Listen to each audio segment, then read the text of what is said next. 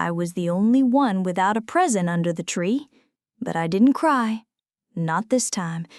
Instead, I reached into my purse, and that's when everything changed. They had no idea what I was about to put on the table. My name's Marjorie Bennett. I'm 74 now, living by myself in a little brick house just outside Asheville, North Carolina. It's quiet here, the sort of stillness some folks might call lonely, but over time, I've come to treasure it. Most mornings I rise with the sun, fix my coffee just the way I like it, and settle into my favorite spot by the window, where the light spills across the hardwood just right. Afternoons are for my puzzles, evenings for the 6:30 local news, and by 15 I'm tucked in for the night. There's comfort in keeping to a rhythm, especially since my husband passed away 15 years ago. We were married 43 years. He had strong, steady hands and a warm, easy laugh. A mechanic by trade, but one who could fix more than engines. He knew how to mend people, too. Losing him felt like the air had been knocked out of me, and for a long while, I didn't know if I'd ever find my footing again. But little by little, I pieced together something steady. I wasn't exactly thriving yet, but I was standing. It had been over a year since I'd had a real conversation with my son, Curtis. There were a few birthday texts, one picture of the kids on Halloween, and that was it. Over the years, he and his wife, Sandra, had drifted away. It started right after Frank's funeral. Sandra grew quieter, Curtis busier. The visits stopped, the calls faded, and before I knew it, I'd been erased from the rhythm of their lives. So when the phone rang on a cold Tuesday morning in early January and Sandra's name lit up my screen, my first thought was that she'd dialed me by mistake. I let it ring once, twice, 4 times. I nearly let it go to voicemail, but something in me said, "Answer."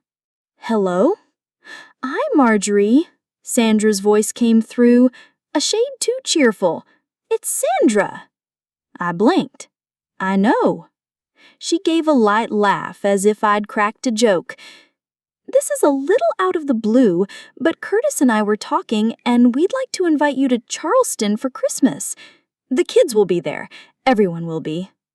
I glanced out the window at the dogwood tree in my yard, now stripped bare of leaves. I hadn't been invited to anything in 5 years, not even Brianna's high school graduation. "Well," I said slowly, "that's unexpected."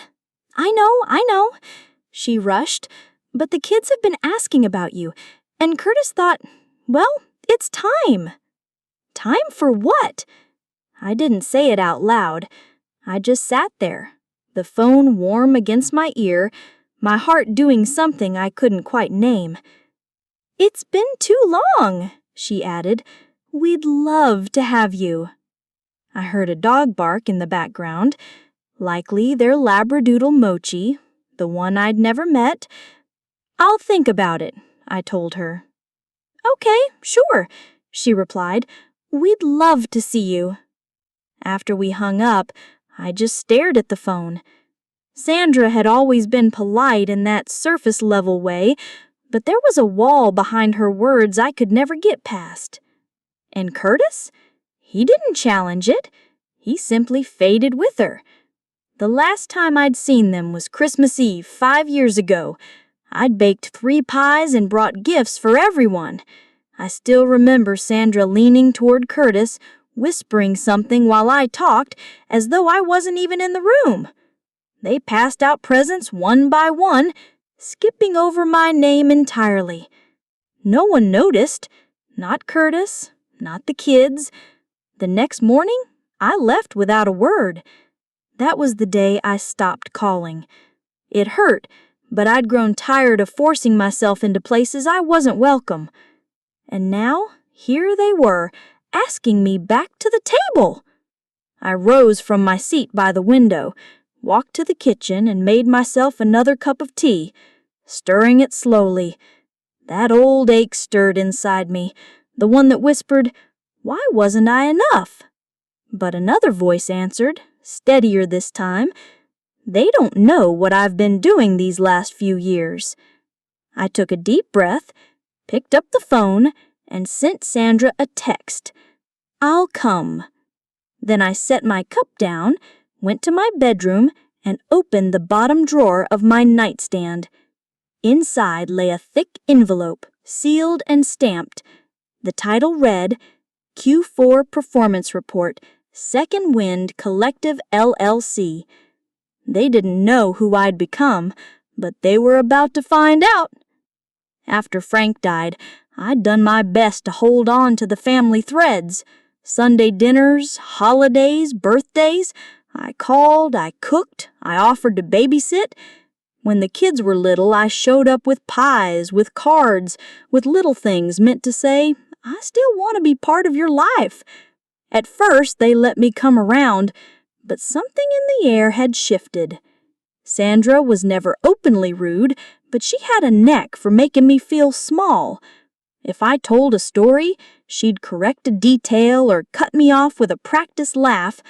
If I brought food, she'd say, "Oh, Marjorie, we're eating more plant-based now," and quietly push my dish aside.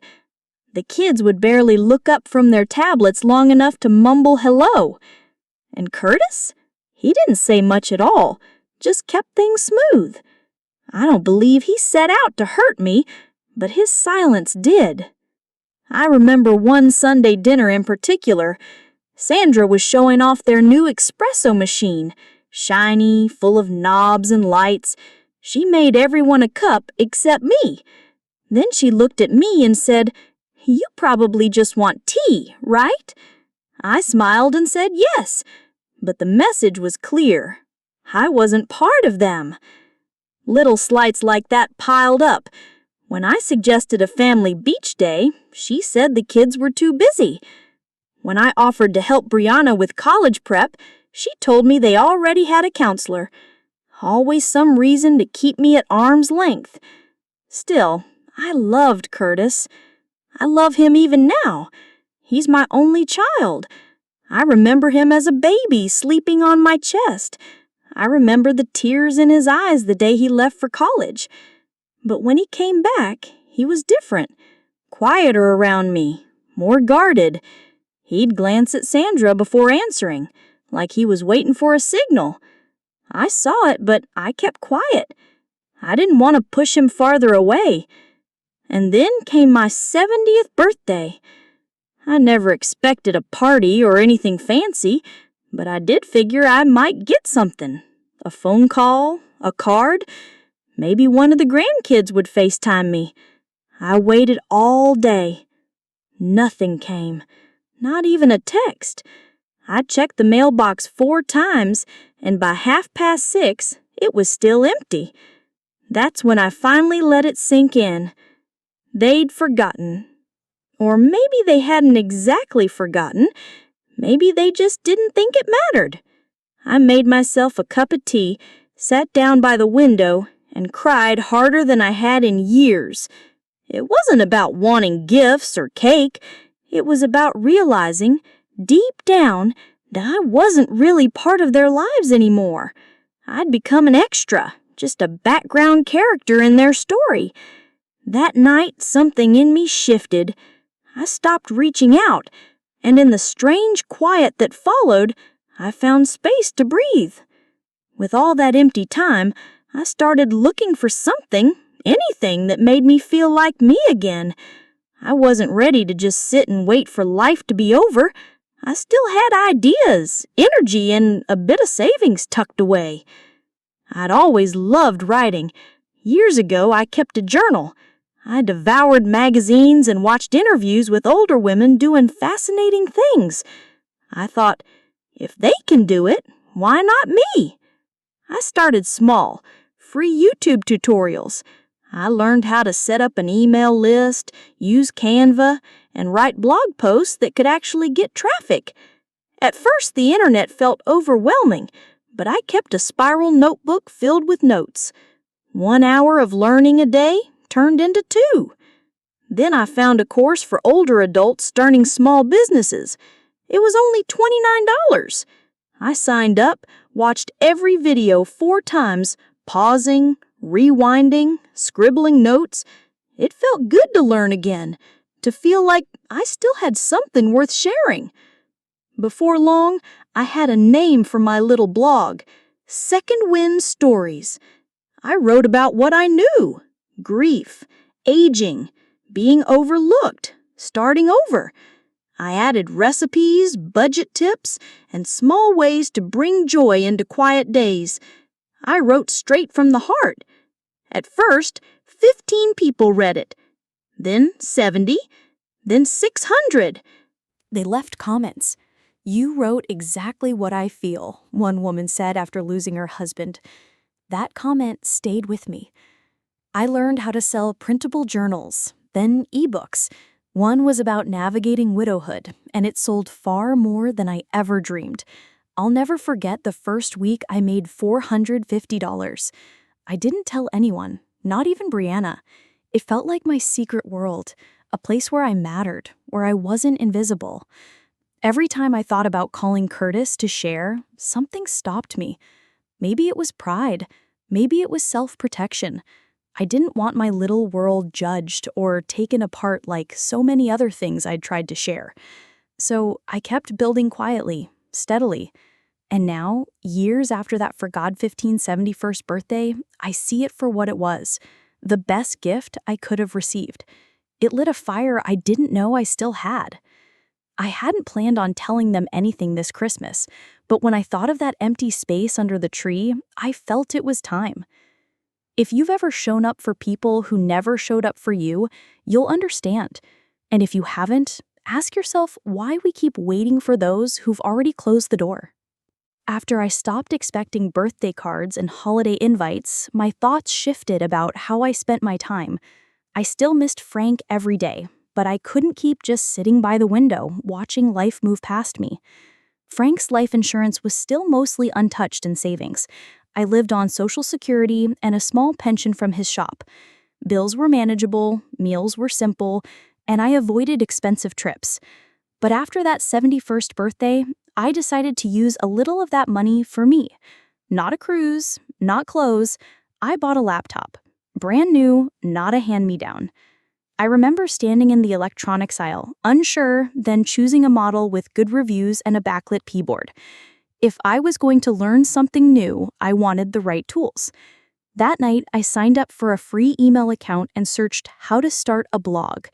I fell into a rabbit hole of YouTube videos and articles full of strange terms: SEO, landing pages. But I kept going, writing everything down in a little blue notebook labeled "Start Here." The next day, I found a course called Digital Basics for Beginners 62+. It wasn't fancy, but the step-by-step videos had captions I could pause and replay. I finished the whole thing in a week. I felt like I'd climbed a hill nobody expected me to even try. With that confidence, I moved into e-commerce. I learned how to open an Etsy shop, design printables like grocery lists, prayer journals, and memory books. I wasn't an artist, but I had ideas, and tools like Canva made them possible. Evenings were for creating templates, weekends were for testing covers.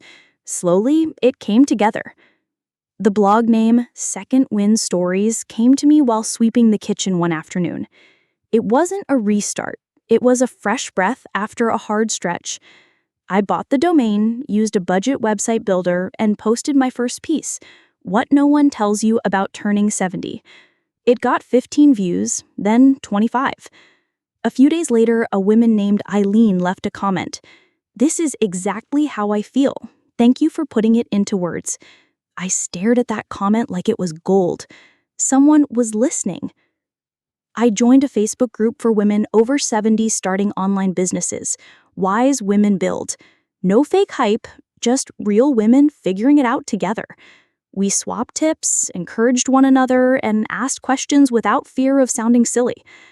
One woman shared about Amazon KDP, Kindle Direct Publishing.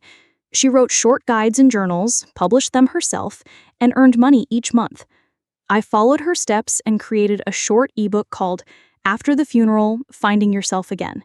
It was 44 pages, short, honest, real. I priced it at $4.29. I didn't expect much from that little ebook at first, just a few sales here and there. And that's exactly what happened.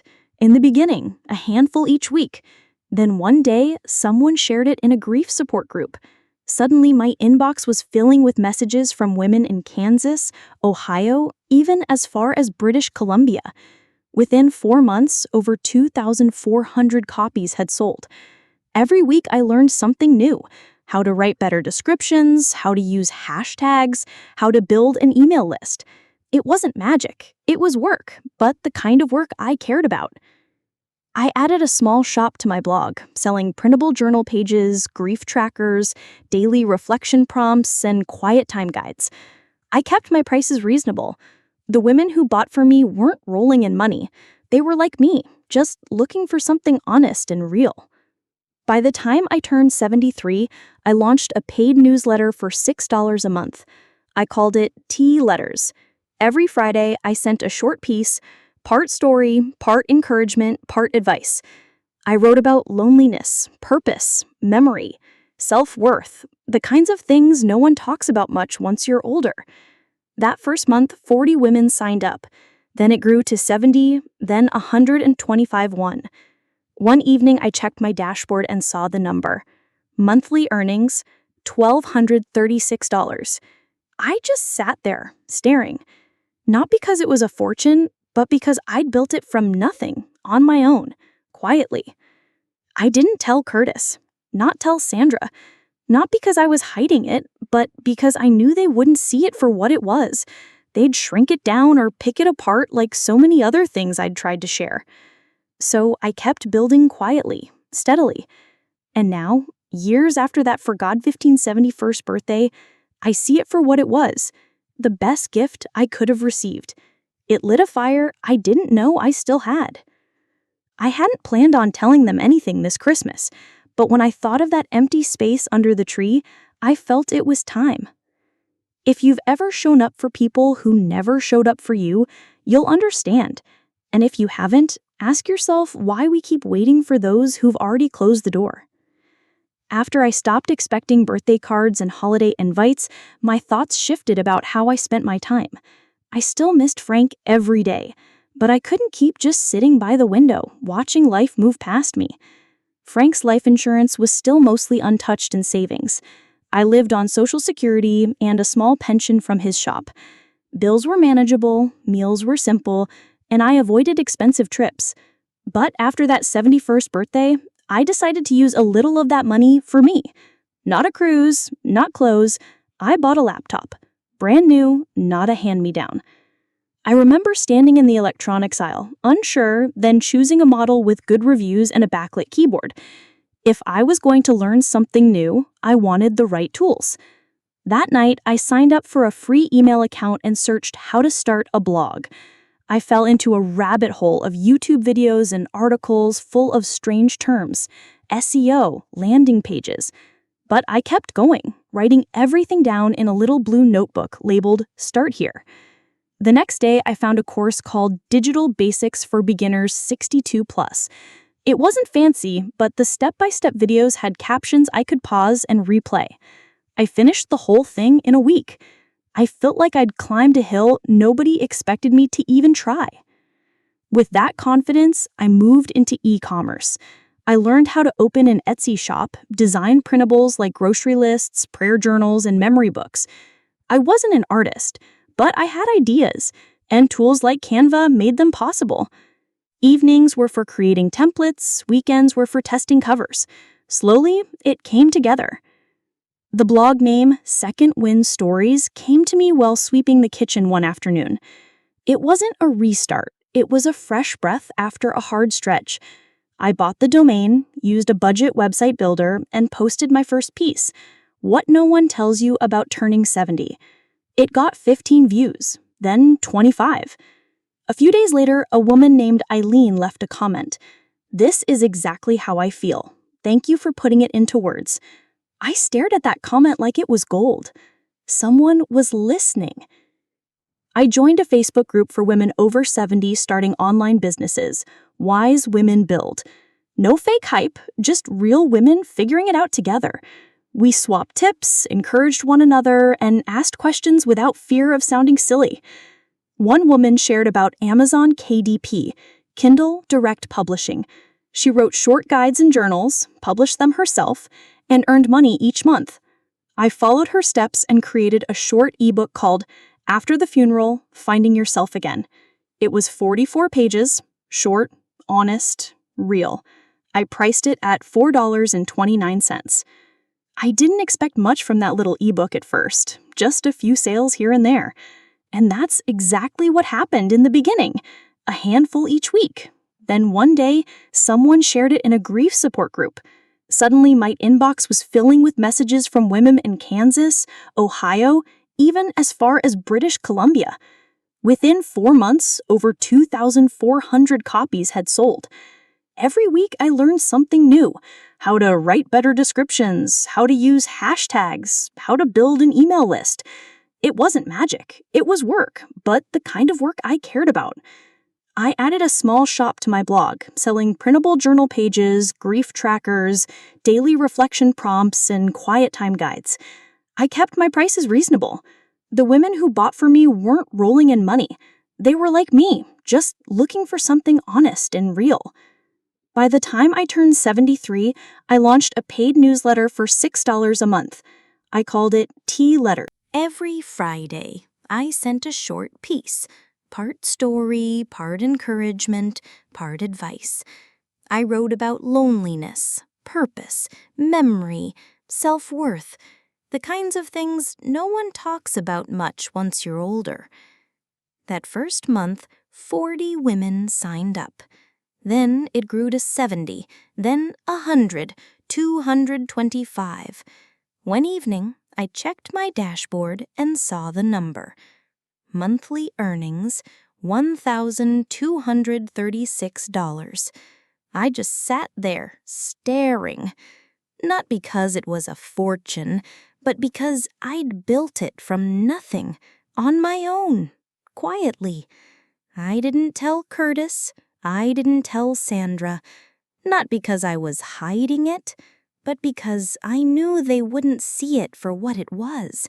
They'd shrink it down or pick it apart. I no longer wanted their approval. I wanted peace. And I had it. I saved nearly every penny, putting some back into better tools, new software, a printer that didn't jam. I upgraded my phone so I could record voice notes whenever an idea struck me. I even hired a woman in Michigan to redesign my blog. Her granddaughter had helped her start her own business, so she understood. Orders came in daily. Readers sent letters. One woman crocheted a scarf and mailed it to me just to say thank you. Another sent her mother's cookbook, hoping I'd keep the tradition alive. I wasn't just building income, I was building a community. And still, not a word to my family. When Curtis posted pictures of their new patio set, I liked the photo and moved on. When Sandra boasted about the kids' science fair wins, I smiled and kept scrolling. I stayed quiet. I didn't need them to clap for me. I knew what I'd built, and this Christmas, one way or another, they were going to see it. The drive from Asheville to Charleston took a little over 6.5 hours. I'd packed the night before, one suitcase, my handbag, and a basket of gifts I'd chosen carefully. Not expensive, but thoughtful.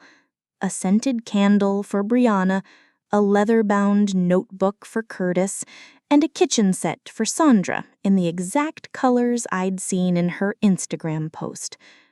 It wasn't about the gifts. It was about showing that I still cared, even after everything. I wore black slacks, a soft gray sweater, and a warm coat. Simple, clean. My hair pulled back, small gold hoops in my ears. I looked like myself.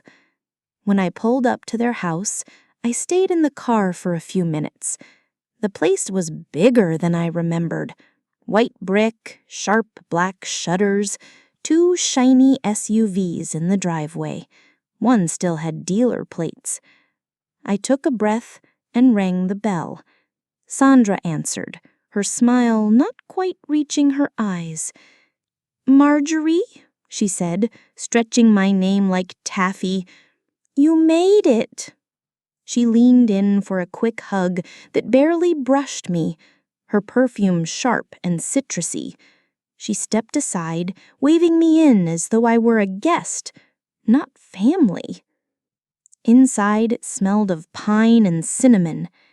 Everything was spotless, magazine perfect. The Christmas tree in the corner was silver and white, not a handmade ornament anywhere. Curtis came round the corner, phone in hand, thumb still moving. "Hey, Mom," he said, giving me a one-armed hug. "Glad you made it." I replied, "Glad to be here." The kids stayed on the couch, eyes glued to their tablets. "Hi, sweethearts," I said. A soft, "Hey," floated back, their faces never turning. Sandra led me upstairs to the guest room, small, colder than I expected. The bedding was old, faded florals I remembered from their first apartment. The dresser held a fine layer of dust. No lamp, just a ceiling light that flickered when I turned it on. "If you need anything, let me know," Sandra said, already halfway out the door. "Thank you," I answered. I unpacked in silence, tucking my shoes under the bed, placing the gifts in the corner. I laid my pajamas on the mattress, then sat on the mattress, staring at the suitcase as if it might have something comforting to say. Later, we gathered in the dining room. Sandra had made roast duck with cherry glaze, quinoa salad with pomegranate seeds. Name cards were at each seating. Mine was at the far end, next to the serving cart. The conversation was quick and sharp. Sandra spoke about her company's holiday numbers, conversion rates, ad spend. Curtis jumped in about a new investment app. Brianna asked about Bitcoin. I sipped my tea. No one asked how I'd been. No one asked about my writing. Not that I expected it. This table had always belonged to the loudest voices, and I was never one of them. Midway through dinner, Sandra looked my way. "So, Marjorie, what are you up to these days? Still into those retirement hobbies?" The way she said it made the table chuckle. Even Curtis smiled. I looked at my plate, took another sip of tea. "Something like that?" I said. She nodded and turned back to the others. I chewed slowly. Let them think I was idle. They didn't know. Not yet. If you've ever walked into a room and felt invisible, like you're just another task on someone's list, you'll understand. I woke early the next morning, as always. The house was quiet except for the hum of the heater and the occasional creak boards. I got dressed, made the bed, and headed downstairs to help with breakfast. But Sandra waved me off. "Relax, Marjorie," she said. "We've got it handled." So I sat in the corner armchair while the smell of cinnamon rolls filled the kitchen. Sandra flitted around in a matching pajama set, calling out instructions. Curtis was pouring orange juice, still glued to his phone. The kids were buzzing with excitement, darting from room to room, just waiting for the go-ahead to tear into the presents under the tree. By 8:15, everyone had gathered in the living room. The fireplace glowed, stockings hung heavy with treats, and the Christmas tree sparkled like it belonged on a magazine cover. Dozens of gifts were piled beneath it, wrapped in perfectly coordinated paper, each topped with a neat bow and a fancy tag. Okay, Sandra called out, clapping her hands. Let's get started. Kids first. Boxes flew open, wrapping paper piled on the floor, squeals and thank yous filling the air. Brianna unwrapped a brand new MacBook and hugged her dad. Her younger brother got a gaming headset and a smartwatch. Sandra handed Curtis a sleek golf bag. He gave her a designer handbag she'd clearly picked out herself. They posed for photos, smiling for the camera. Sandra kissed Curtis's cheek and said, "You did this year." I sat quietly on the edge of the couch, smiling whenever anyone looked my way, just watching. Then Sandra glanced around, like something had just occurred to her. "Wait, did we forget one?" she asked, scanning the pile. Curtis cleared his throat and looked down at his coffee. Brianna glanced at me and started to speak, but stopped. "Oh no," Sandra said with a tight little laugh. "I must have forgotten you in all the planning. So much going on, you know how it is." I nodded. "Of course." My grandson chuckled, still holding his new game controller. "Granny's used to it." The room laughed a little. It wasn't sharp enough to be called cruel, but it still cut deep. I looked at the mounds of gifts, the scraps of ribbon, the joy on their faces, then at the empty space in front of me. No box, no card, not even a stocking. I sipped my tea, warm, steady. Then I reached into my handbag, slow and calm. "Actually, I got myself something this year," I said. The room quieted. Sandra tilted her head. "I thought I'd share it with you all," I added, pulling out a small envelope. Inside was a printed summary, 4 stapled pages, plain as could be.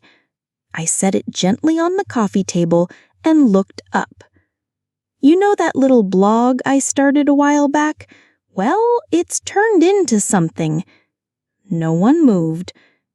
It's called Second Wind Stories, I continued. It has about 92,000 readers now, mostly women over 70. I write about life, aging, loss, the things people don't talk about much. I turned the top page. I also have an Etsy store, printable journals, e-books, that sort of thing. I sell about 100 products a week. Curtis blinked. "Wait, seriously?" I nodded. Last quarter, my income was just over $40,000. I let that sit for a moment. Sandra squinted. "Are you saying this is yours?" "Yes," I said. "Built it myself. Learned everything online." Curtis glanced at the paper. "You made this much in 4 months?" "Sometimes more," I replied. He stared. Brianna looked like she was bursting with questions, but kept quiet. Even the younger kids put their gadgets down.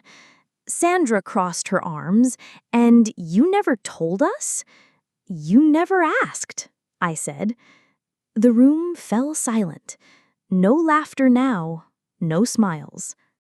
"I figured I'd get myself something this year," I went on, standing up. I pulled out another envelope, this one smaller, and opened it slowly.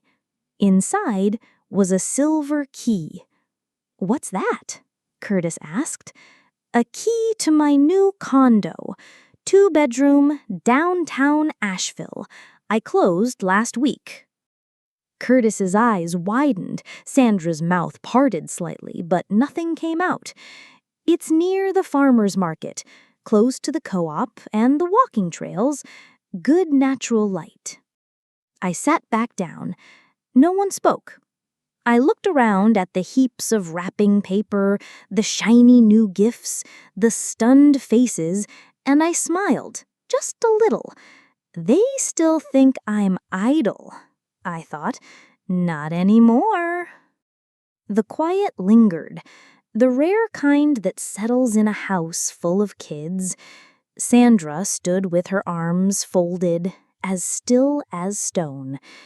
Curtis kept looking from the envelope to me, like I'd just spoken in a language he didn't understand. I reached into my purse again and pulled out another folded packet. 4 stapled pages, just the facts. I placed it on the coffee table and slid it toward them. "What's that?" Curtis asked. "My business dashboard. A quick summary of the last quarter." He picked it up slowly. Sandra leaned over his shoulder to read. "That blog you once called cute?" I said evenly. "It's in syndication now. 2 women's platforms license my weekly pieces. They pay me for Con 15th and include my links in every issue." Curtis blinked. "Syndication? Like national?" "Yes. One of them reaches over 220,000 readers a month." He kept turning the pages. I could see him stop at the Etsy numbers, squinting as though he'd misread them. "My Etsy store," I explained, "was featured in Silver Years magazine's holiday gift guide. That month brought in a nice bump, 15,340 orders in January alone. Mostly printable journals. They cost pennies to make. I write them, format them, upload them, and women all over the country buy them." Curtis cleared his throat. "So this is real?" "All of it," I said. "Last quarter's income after expenses was $40,415. Sandra stepped back without a word, her face pale. Curtis looked up. "Mom, why didn't you say something?" "You never asked," I replied, steady. "Every time I called, it went to voicemail. Every message I sent got a 1-word reply, and every holiday I sat home waiting to be remembered." No one moved. I decided I wasn't going to wait anymore. So I built something quietly, on my own time. I didn't do it for recognition. I did it to survive. And then it became something I love. My youngest grandson finally looked up from his game. "You're famous?" he asked. I smiled. "Not famous," I said with a little smile, "just busy." Brianna was still watching me with that quiet grin, the kind that said she already knew there was more to me than anyone else seemed to notice. "Granny," she finally said, "this is amazing." I gave her a warm nod. "Thank you, sweetheart." Curtis rubbed his hand over his beard. "So how long has this been going on? Started learning at 70, had it up and running within a year? And you're making more than I do in some months?" I didn't say a word. I didn't need to. Sandra jumped in, trying to steer the conversation. "Well, maybe we could feature your blog in our company newsletter. We focus on women-led projects." I met her gaze. "I appreciate the offer, but I'm already booked for next quarter. I've got a few collaborations lined up, one with a women's retreat in Colorado." She blinked. Curtis chuckled softly, a little uneasy. "Wow, this really is something, Mom." I lifted my tea and took a slow sip. "It started when you all stopped calling," I said.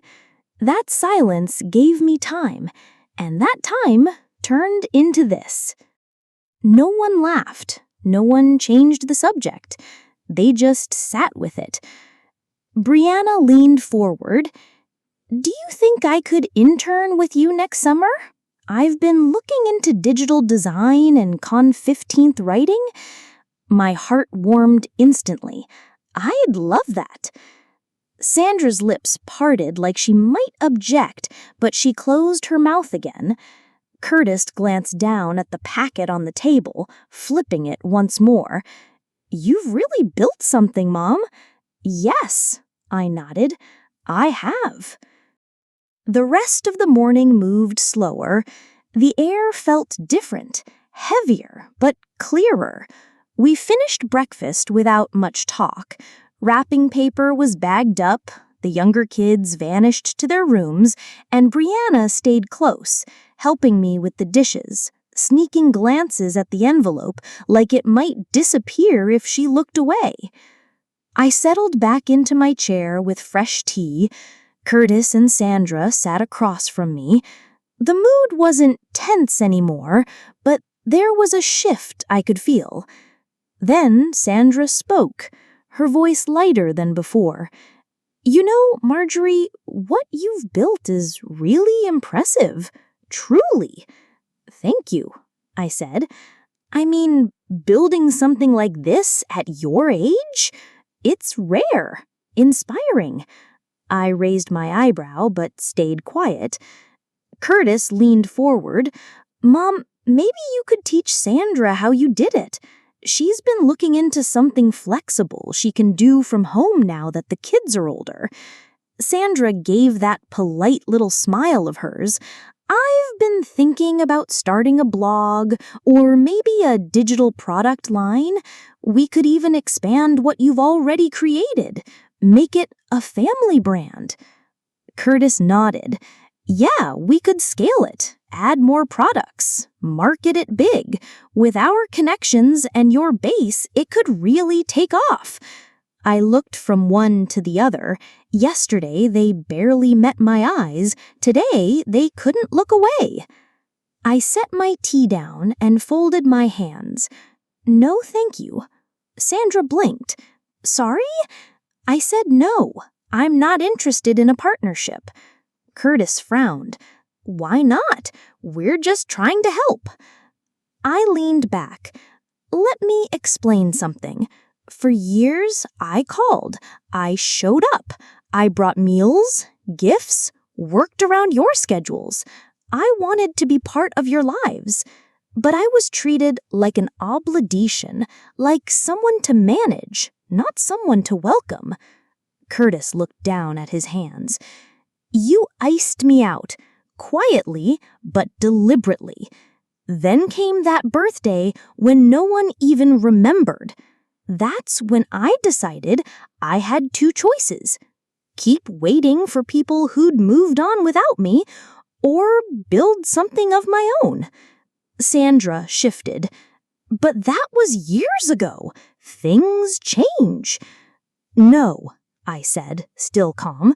I changed, and I did it without help, without support, without anyone asking how I was doing. They stayed silent. And now that it's successful, you want in, not because you're proud, but because you see potential. That's not family. That's business. And I didn't build this to hand it over like a favor. It's not like that, Mom, Curtis said quietly. It's exactly like that. If I'd handed you a plate of cookies this morning, none of this would matter. But because I handed you numbers and dollar signs, you suddenly see value. No one spoke. I'm not angry, I added. I'm just clear.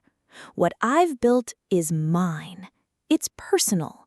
It came from the quiet moments you didn't see and the pain you never asked about. Sandra's smile had vanished completely. I stood, reaching for my coat.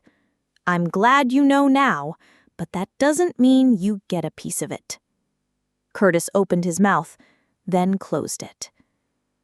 I slipped the condo key back into my purse. I didn't come here to brag. I came because you invited me. I brought gifts, I showed up, and when I wasn't given anything in return, I gave myself what I needed. Peace. The room was still. Brianna stood in the doorway, eyes shining just a little. I hope you both find something that gives you what this gave me, I said softly, and then I walked out. By 6 o'clock, I was packing. The house was quiet again, the younger kids in their rooms, Sandra somewhere in the kitchen, Curtis outside pretending to busy himself with the patio. I folded my clothes neatly, zipped the suitcase, and glanced around the guest room one last time. The light still flickered. The dresser was still dusty. Brianna knocked lightly before stepping in. "Need help?" "I've got it, but thank you." She walked over and picked up the basket of leftover gifts. "You really going back tonight?" "I am," I said. "I've got a little something to finish before the day's over."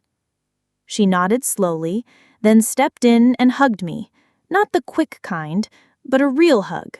Warm, steady. "You've always been the coolest one in this house, even when they acted like you weren't." My eyes softened. I held her for a moment longer, then pulled back and reached into my coat pocket. I slid a small envelope into our hand. "What's this?" "Gift card, your favorite bookstore. Use it on something that isn't required reading." She grinned. "You didn't have to." "I wanted to." She tucked it into her hoodie. "Thanks, Granny." We carried my things downstairs. Sandra was by the front door holding a dish towel, looking halfway surprised. "You're really leaving today?" I nodded. "Yes, I've got my own tradition back home. My readers expect my Christmas post. I've never missed one." Curtis came in from the back just in time to hear that. He didn't say much, just gave me a stiff nod. I looked at them, both. "Thank you for having me." Sandra opened her mouth, maybe to say something else, but I didn't wait. I hugged Brianna one more time, rolled my suitcase to the car, and loaded it myself. The air was crisp and cool against my cheeks. I started the engine, turned on the seat warmer, and pulled away without looking back. About 30 minutes into the drive, my phone buzzed, then buzzed again and again. Messages from Curtis, from Sandra, even one from Brianna. I didn't open them. Instead, I put on a soft jazz playlist, let the road stretch ahead, and let my thoughts drift. The sun was low now, washing the sky in pale orange. I drove in silence, no tension in my chest, no weight in my hands, just peace. When I got home, I took a warm shower, slipped in my robe, and made a cup of chamomile tea. Then I sat at my desk, turned on my little lamp, and opened my laptop. I logged into my blog editor, scrolled to the draft I'd written a few days ago, and added the final paragraph. The title was "The Gift I Gave Myself." I hit publish. Within minutes, the comments started pouring in. "Thank you for this. I needed it today. This made me cry in the best way. I felt like you were telling my story." Dozens turned to hundreds. I closed the laptop gently, lit a small candle, and sat in the quiet glow of my living room. I thought of all the versions of myself that had waited for someone to notice. The same woman who now didn't wait anymore. 3 months passed like pages in a book I wanted to keep reading. The trees in Asheville began to bud, and the evenings held more light. My days found their rhythm: early mornings, quiet work, walks through the neighborhood, hours answering messages from women across the country.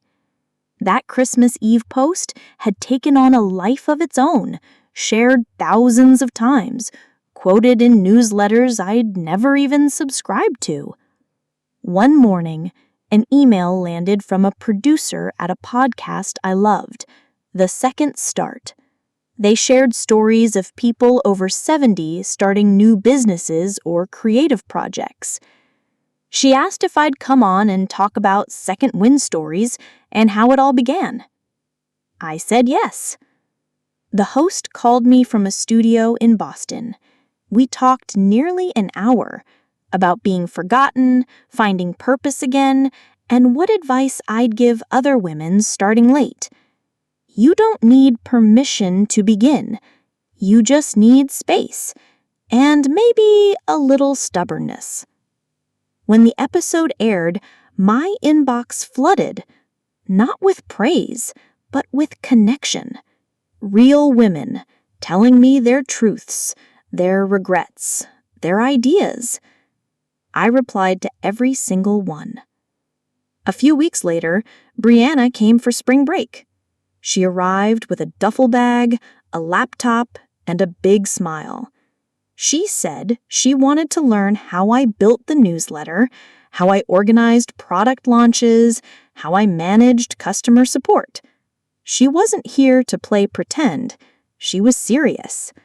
We worked side by side at my kitchen table, drinking tea and building her first mini journal. I showed her Canva, how to schedule emails, how to track engagement. "You really built all this?" she asked one afternoon, scrolling through the dashboard. "Yes," I said, looking up from my planner, "one post at a time." She looked proud and maybe a little inspired. That gave me an idea. I started a free mentoring circle, small at first, 6 women from different towns all over 77, all eager to learn how to use the internet to create something of their own. We met weekly on Zoom. We laughed, we stumbled through tech bugs, and celebrated every small win.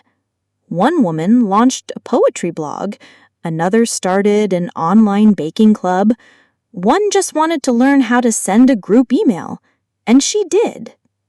It wasn't about going viral, it was about reclaiming space for ourselves, for the parts of us that had gone quiet. Some people spend years waiting for someone to make room for them. I decided to build my own room and leave the door wide open. One Saturday morning, I sat at my desk with my planner open, sunlight spilling through the same window I used to stare out of, wondering if anyone would remember me. At the top of the page, I wrote my Q2 goals: launch membership guide, finish spring journal series, plan subscriber retreat in Asheville. I smiled, a real smile. They once tried to count me out. Now, they subscribed to me. This was never about proving anything to them. It was about becoming the person I already knew I was before they forgot to see me. And now I'll ask you. I built something out of silence. I turned loneliness into legacy.